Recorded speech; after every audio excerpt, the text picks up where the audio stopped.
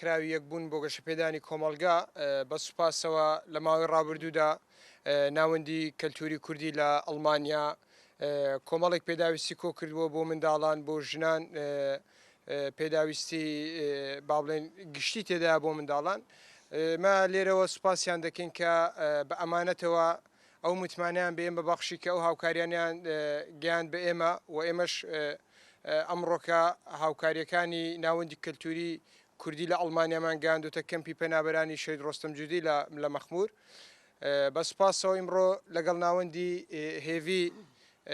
کە هاوکاریەکانمان ڕادستی ئەوان کردووە و ئەوانیش لە ڕێگەی خۆیانەوە دابەشی بکەن بەسەر ئەو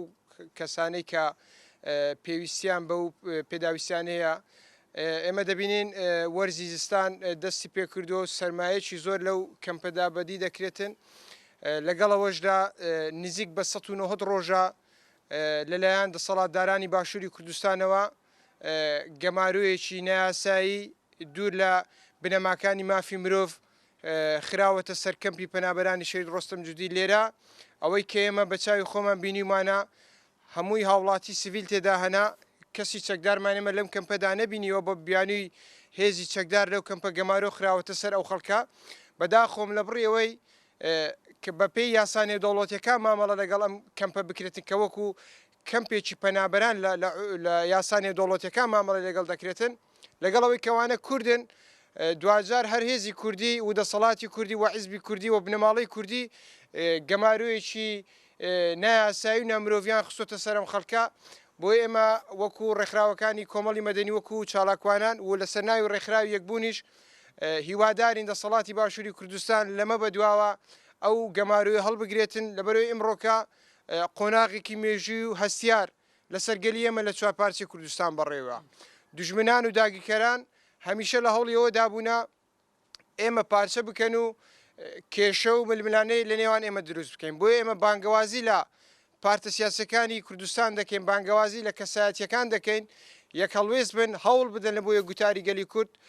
و لەگەڵەوەشدا بەدەیان سازی مافی مرۆڤ بەدەیان سازی هاوکاری مرۆڤی لە هەرێمی کوردستاندا کار دەکاتن بەڵام بەداخەوە وەک پێویست ئاوڕێک لەو کەمپە نادەنەوە بەهۆی ئەوەی کە زۆرینەی ڕێکخراوە مەدەنیەکان سیاسیانە مامەڵە دەکەن بۆ ئێمە لە ڕێکخراوی یەکبوون لە ماوەی دامەزراندنی ئێمەدا لە ماوەی 6 ساڵی ڕابردوودا بەبێ جیاوازی کارمان کردو لە پێناو کەیسی مافەکانی مرۆڤ کەیسی ئازادی ڕادربڕین و پرسەنەتەوە یەکە ناوەندی کەلتوری کوردی لە ئەڵمانیا ئەو هاوکاریانەی بۆ کەمپی مەخمور کۆ کردوتەوە هەڵبەتە جێگای سوپاس و پێزانینە کە کۆمپانیای سێرس خۆبەخشانە هاوکاریەکانی لە ئەڵمانیا گەیاندە شاری هەولێر دەستی ئەوان خۆش بێتن نمونەیەوان زیاد بێتن زۆر سپاس نێزی 6-7 مەهانە وارگی هەمە دبن دۆرپێچێکی گراندا دبن گوڤاشên گراندا وەک شێوەیەکی نایاسایی وەک قەمپێکی ڕێخستنکردی وەکی جihên cuda ve dana girêdan wesa guvaş li ser wargihê têne girankirin li ser vê rewşê jî havalên me wekî rêxirawa yekbûn û kulturî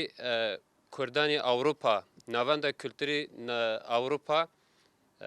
alîkariyekî wistan di vê zorûfê ew qas nexweş de pêşkêşî navenda me kirin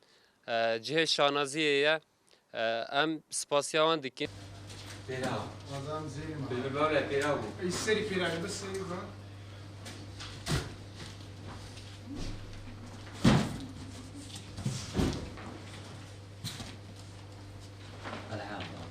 أول إيش دبيت، إيش دبيت.